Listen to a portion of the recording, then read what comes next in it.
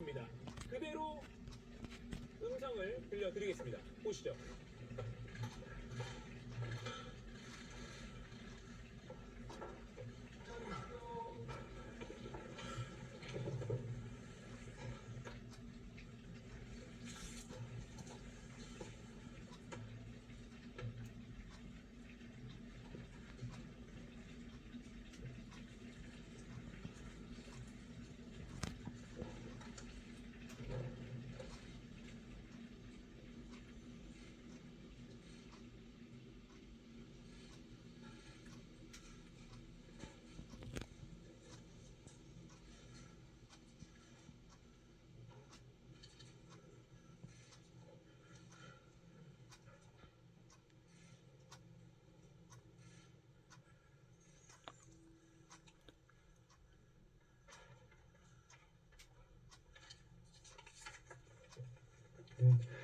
지금부터 2024 헌납 8 대통령 윤석열 탄핵 사건에 대한 선고를 시작하겠습니다.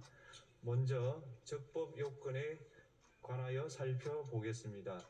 이 사건 계엄 선포가 사법심사의 대상이 되는지에 관하여 보겠습니다.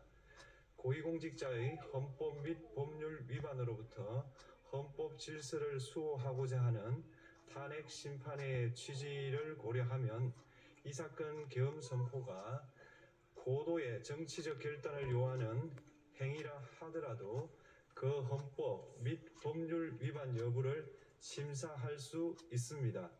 국회 법사의 조사 없이 이 사건 탄핵 소추안을 의결한 점에 대하여 보겠습니다.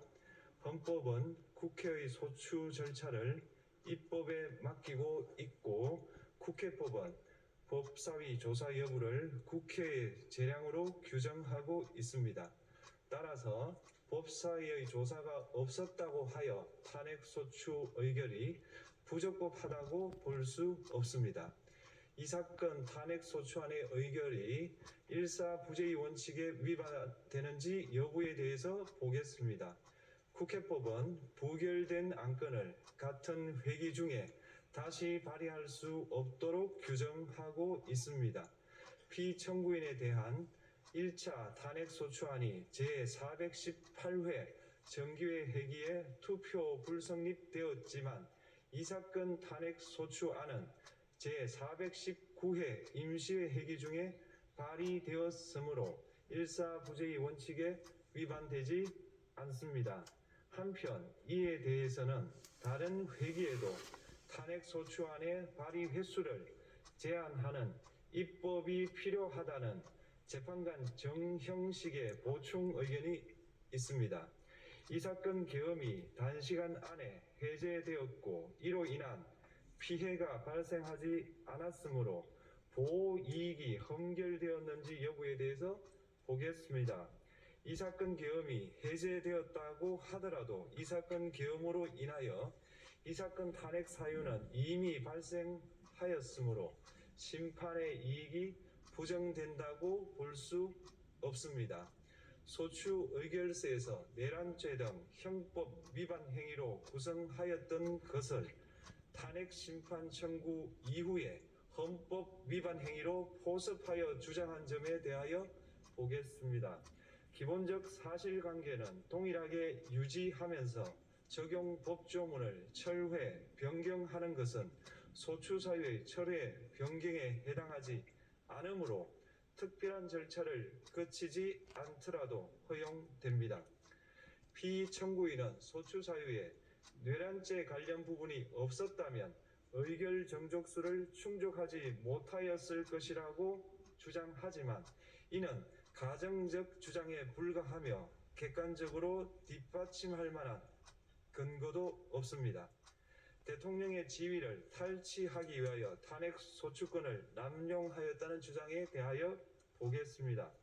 이 사건 탄핵 소추안의 의결 과정이 적법하고 피소추자의 헌법 또는 법률 위반이 일정 수준 이상 소명되었으므로 탄핵 소추권이 남용되었다고 볼 수 없습니다. 그렇다면 이 사건 탄핵 심판 청구는 적법합니다.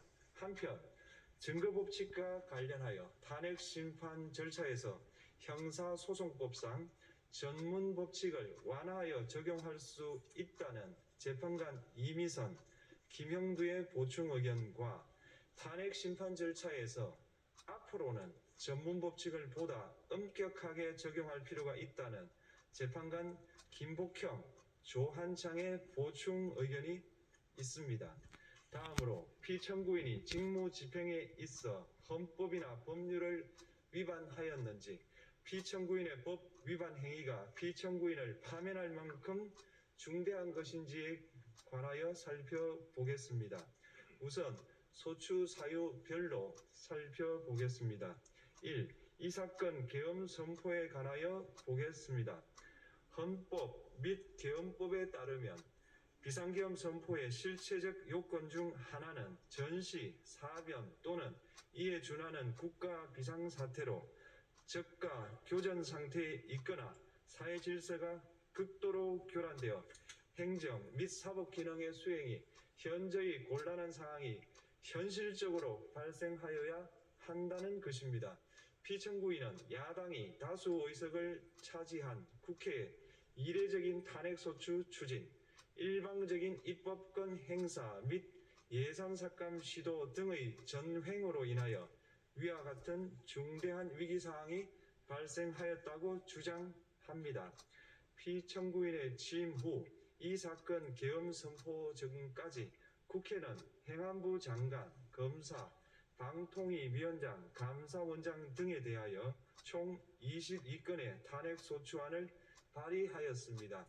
이는 국회가 탄핵소추 사유의 위헌, 위법성에 대해 숙고하지 않은 채 법 위반의 의혹에만 근거하여 탄핵심판 제도를 정부에 대한 정치적 압박 수단으로 이용하였다는 우려를 낳았습니다. 그러나 이 사건 계엄 선포 당시에는 검사 1인 및 방통위위원장에 대한 탄핵 심판 절차만이 진행 중이었습니다.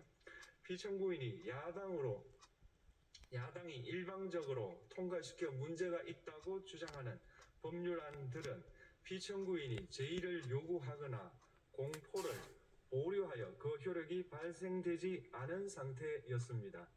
2025년도 예산안은 2024년 예산을 집행하고 있었던 이 사건 계엄 선포 당시 상황에 어떠한 영향을 미칠 수 없고, 위 예산안에 대하여 국회 예결특위의 의결이 있었을 뿐 본회의의 의결이 있었던 것도 아닙니다. 따라서 국회의 탄핵소추, 입법, 예산안 심의 등의 권한 행사가 이 사건 계엄 선포 당시 중대한 위기 상황을 현실적으로 발생시켰다고 볼 수 없습니다. 국회의 권한 행사가 위법, 부당하더라도 헌법재판소의 탄핵 심판, 피청구인의 법률안 제의 요구 등 평상시 권력 행사 방법으로 대처할 수 있으므로 국가 긴급권의 행사를 정당화할 수 없습니다. 피청구인은 부정선거 의혹을 해소하기 위하여 이 사건 계엄을 선포하였다고도 주장합니다. 그러나 어떠한 의혹이 있다는 것만으로 중대한 위기 상황이 현실적으로 발생하였다고 볼 수는 없습니다. 또한 중앙선관위는 제22대 국회의원 선거 전에 보안 취약점에 대하여 대부분 조치하였다고 발표하였으며, 사전, 우편, 투표함, 보관장소, CCTV 영상을 24시간 공개하고 개표 과정에 수검표 제도를 도입하는 등의 대책을 마련하였다는 점에서도 피청구인의 주장은 타당하다고 볼 수 없습니다. 결국 피청구인이 주장하는 사정을 모두 고려하더라도 피청구인의 판단을 객관적으로 정당화할 수 있을 정도의 위기 상황이 이 사건 계엄 선포 당시 존재하였다고 볼 수 없습니다. 헌법과 계엄법은 비상계엄 선포의 실체적 요건으로 병력으로서 군사상의 필요에 응하거나 공공의 안녕질서를 유지할 필요와 목적이 있을 것을 요구하고 있습니다. 그런데 피청구인이 주장하는 국회의 권한 행사로 인한 국정마비 상태나 부정선거 의혹은 정치적, 제도적, 사법적 수단을 통하여 해결하여야 할 문제이지 병력을 동원하여 해결할 수 있는 것이 아닙니다. 피청구인은 이 사건 계엄이 야당의 전횡과 국정위기 상황을 국민에게 알리기 위한 경고성 계엄 또는 호소형 계엄이라고 주장하지만 이는 계엄법이 정한 계엄 선포의 목적이 아닙니다. 또한 피청구인은 계엄 선포에 그치지 아니하고 군경을 동원하여 국회의 권한 행사를 방해하는 등의 헌법 및 법률 위반 행위로 나아갔으므로 경고성 또는 호소형 계엄이라는 피청구인의 주장을 받아들일 수 없습니다. 그렇다면 이 사건 계엄 선포는 비상계엄 선포의 실체적 요건을 위반한 것입니다. 다음으로 이 사건 계엄 선포가 절차적 요건을 준수하였는지에 관하여 보겠습니다. 계엄 선포 및 계엄사령관 임명은 국무회의의 심의를 거쳐야 합니다. 피청구인이 이 사건 계엄을 선포하기 직전에 국무총리 및 9명의 국무위원에게 계엄 선포의 취지를 간략히 설명한 사실은 인정됩니다. 그러나 피청구인은 계엄사령관 등 이 사건 계엄의 구체적인 내용을 설명하지 않았고 다른 구성원들에게 의견을 진술할 기회를 부여하지 않은 점을 고려하면 이 사건 계엄 선포에 관한 심의가 이루어졌다고 보기도 어렵습니다. 그 외에도 피청구인은 국무총리와 관계 국무위원이 비상계엄 선포문에 부서하지 않았음에도 이 사건 계엄을 선포하였고 그 시행 일시, 시행 지역 및 계엄사령관을 공고하지 않았으며 지체 없이 국회에 통고하지도 않았으므로 헌법 및 계엄법이 정한 비상계엄 선포의 절차적 요건을 위반하였습니다. 2. 국회에 대한 군경 투입에 관하여 보겠습니다. 피청구인은 국방부 장관에게 국회에 군대를 투입할 것을 지시하였습니다. 이에 군인들은 헬기 등을 이용하여 국회 경내로 진입하였고 일부는 유리창을 깨고 공간 내부로 들어가기도 하였습니다. 피청구인은 육군 특수전 사령관 등에게 의결 정족수가 채워지지 않은 것 같으니 문을 부수고 들어가서 안에 있는 인원들을 끄집어내라 는 등의 지시를 하였습니다. 또한 피청구인은 경찰청장에게 계엄사령관을 통하여 이 사건 포고령의 내용을 알려주고 직접 6차례 전화를 하기도 하였습니다. 이에 경찰청장은 국회 출입을 전면 차단하도록 하였습니다. 이로 인하여 국회로 모이고 있던 국회의원들 중 일부는 담장을 넘어가야 했거나 아예 들어가지 못하였습니다. 한편 국방부 장관은 필요시 체포할 목적으로 국군 방첩사령관에게 국회의장, 각 정당 대표 등 14명의 위치를 확인하라고 지시하였습니다. 피청구인은 국가정보원 1차장에게 전화하여 국군 방첩사령부를 지원하라고 하였고 국군 방첩사령관은 국가정보원 1차장에게 위 사람들에 대한 위치 확인을 요청하였습니다. 이와 같이 피청구인은 군경을 투입하여 국회의원의 국회 출입을 통제하는 한편 이들을 끌어내라고 지시함으로써 국회의 권한 행사를 방해하였으므로 국회에 계엄 해제 요구권을 부여한 헌법 조항을 위반하였고 국회의원의 심의 표결권, 불체포 특권을 침해하였습니다. 또한 각 정당의 대표 등에 대한 위치 확인 시도에 관여함으로써 정당 활동의 자유를 침해하였습니다. 피청구인은 국회의 권한 행사를 막는 등 정치적 목적으로 병력을 투입함으로써 국가 안전보장과 국토방위를 사명으로 하여 나라를 위해 봉사하여 온 군인들이 일반 시민들과 대치하도록 만들었습니다. 이에 피청구인은 국군의 정치적 중립성을 침해하고 헌법에 따른 국군 통수 의무를 위반하였습니다. 3. 이 사건 포고령 발령에 관하여 보겠습니다. 피청구인은 이 사건 포고령을 통하여 국회, 지방의회, 정당의 활동을 금지함으로써 국회에 계엄 해제 요구권을 부여한 헌법조항, 정당 제도를 규정한 헌법조항, 대의민주주의 권력분리 원칙을 위반하였습니다. 비상계엄 하에서 기본권을 제한하기 위한 요건을 정한 헌법 및 계엄법 조항, 영장주의를 위반하여 국민의 정치적 기본권, 단체 행동권, 직업의 자유를 침해하였습니다. 4. 중앙선관위에 대한 압수수색에 관하여 보겠습니다.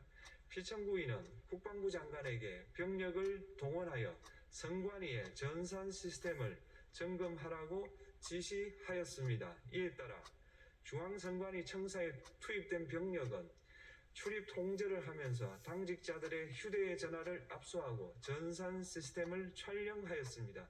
이는 선관위에 대하여 영장 없이 압수수색을 하도록 하여 영장주의를 위반한 것이자 선관위의 독립성을 침해한 것입니다. 5. 법조인에 대한 위치 확인 시도에 관하여 보겠습니다. 앞서 말씀드린 바와 같이 피청구인은 필요시 체포할 목적으로 행해진 위치 확인 시도에 관여하였는데 그 대상에는 퇴임한 지 얼마 되지 않은 전 대법원장 및 전 대법관도 포함되어 있었습니다. 이는 현직 법관들로 하여금 언제든지 행정부에 의한 체포 대상이 될 수 있다는 압력을 받게 함으로 사법권의 독립을 침해한 것입니다. 지금까지 살펴본 피청구인의 법 위반 행위가 피청구인을 파면할 만큼 중대한 것인지 관하여 보겠습니다. 피청구인은 국회와의 대립사항을 타개할 목적으로 이 사건 계엄을 선포한 후 군경을 투입시켜 국회의 헌법상 권한 행사를 방해함으로써 국민 주권주의 및 민주주의를 부정하고 병력을 투입시켜 중앙선관위를 압수수색하도록 하는 등 헌법이 정한 통치구조를 무시하였으며 이 사건 포고령을 발령함으로써 국민의 기본권을 광범위하게 침해하였습니다. 이러한 행위는 법치국가 원리와 민주국가 원리의 기본 원칙들을 위반한 것으로 그 자체로 헌법 질서를 침해하고 민주공화정의 안정성에 심각한 위해를 끼쳤습니다. 한편 국회가 신속하게 비상계엄 해제 요구를 결의할 수 있었던 것은 시민들의 저항과 군경의 소극적인 임무 수행 덕분이었으므로 이는 피청구인의 법 위반에 대한 중대성 판단에 영향을 미치지 않습니다. 대통령의 권한은 어디까지나 헌법에 의하여 부여받은 것입니다. 피청구인은 가장 신중히 행사되어야 할 권한인 국가 긴급권을 헌법에서 정한 한계를 벗어나 행사하여 대통령으로서의 권한 행사에 대한 불신을 초래하였습니다. 피청구인이 취임한 이래 야당이 주도하고 이례적으로 많은 탄핵 소추로 인하여 여러 고위공직자의 권한 행사가 탄핵 심판 중 정지되었습니다. 2025년도 예산안에 관하여 헌정사상 최초로 국회 예산결산특별위원회에서 정액 없이 감액에 대해서만 야당 단독으로 의결하였습니다. 피청구인이 수립한 주요 정책들은 야당의 반대로 시행될 수 없었고 야당은 정부가 반대하는 법률안들을 일방적으로 통과시켜 피청구인의 제2 요구와 국회의 법률안 의결이 반복되기도 하였습니다. 그 과정에서 피청구인은 야당의 전횡으로 국정이 마비되고 국익이 현저히 저해되어 가고 있다고 인식하여 이를 어떻게든 타개하여야만 한다는 막중한 책임감을 느끼게 되었을 것으로 보입니다. 피청구인이 국회의 권한 행사가 권력 남용이라거나 국정 마비를 초래하는 행위라고 판단한 것은 정치적으로 존중되어야 합니다. 그러나 피청구인과 국회 사이에 발생한 대립은 일방의 책임에 속한다고 보기 어렵고 이는 민주주의 원리에 따라 해소되어야 할 정치의 문제입니다. 이에 관한 정치적 견해의 표명이나 공적 의사결정은 헌법상 보장되는 민주주의와 조화될 수 있는 범위에서 이루어져야 합니다. 국회는 소수 의견을 존중하고 정부와의 관계에서 관용 그리고 자제를 전제로 대화와 타협을 통하여 결론을 도출하도록 노력하였어야 합니다. 피청구인 역시 국회의 대표인 국회를 협치의 대상으로 존중하였어야 합니다. 그럼에도 불구하고 피청구인은 국회를 배제의 대상으로 삼았는데 이는 민주정치의 전제를 허무는 것으로 민주주의와 조화된다고 보기 어렵습니다. 피청구인은 국회의 권한 행사가 다수의 횡포라고 판단했다 하더라도 헌법이 예정한 자구책을 통해 견제와 균형이 실현될 수 있도록 하였어야 합니다. 피청구인은 취임한 때로부터 약 2년 후에 치러진 국회의원 선거에서 피청구인이 국정을 주도하도록 국민을 설득할 기회가 있었습니다. 그 결과가 피청구인의 의도에 부합하지 않더라도 야당을 지지한 국민의 의사를 배제하려는 시도를 하여서는 안 되었습니다. 그럼에도 불구하고 피청구인은 헌법과 법률을 위반하여 이 사건 계엄을 선포함으로써 국가 긴급권 남용의 역사를 재현하여 국민을 충격에 빠뜨리고 사회, 경제, 정치, 외교 전반 전 분야의 혼란을 야기하였습니다. 국민 모두의 대통령으로서 자신을 지지하는 국민을 초월하여 사회 공동체를 통합시켜야 할 책무를 위반하였습니다. 군경을 동원하여 국회 등 헌법기관의 권한을 훼손하고 국민의 기본적 인권을 침해함으로써 헌법소의 책무를 저버리고 민주공화국의 주권자인 대한국민의 신임을 중대하게 배반하였습니다. 결국 피청구인의 위법 행위는 국민의 신임을 배반한 것으로 헌법소의 관점에서 용납될 수 없는 중대한 법 위반 행위에 해당합니다. 피청구인의 법 위반 행위가 헌법 질서에 미친 부정적 영향과 파급 효과가 중대하므로 피청구인을 파면함으로써 얻는 헌법소의 이익이 대통령 파면에 따르는 국가적 손실을 압도할 정도로 크다고 인정됩니다. 이에 재판관 전원의 일치된 의견으로 주문을 선고합니다. 탄핵 사건이므로 선고 시각을 확인하겠습니다. 지금 시각은 오전 11시 22분입니다. 주문, 피청구인 대통령 윤석열을 파면한다. 마치겠습니다.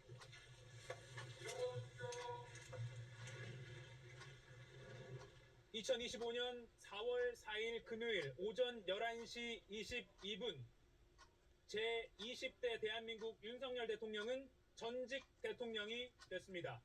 다시 한번 말씀드리겠습니다.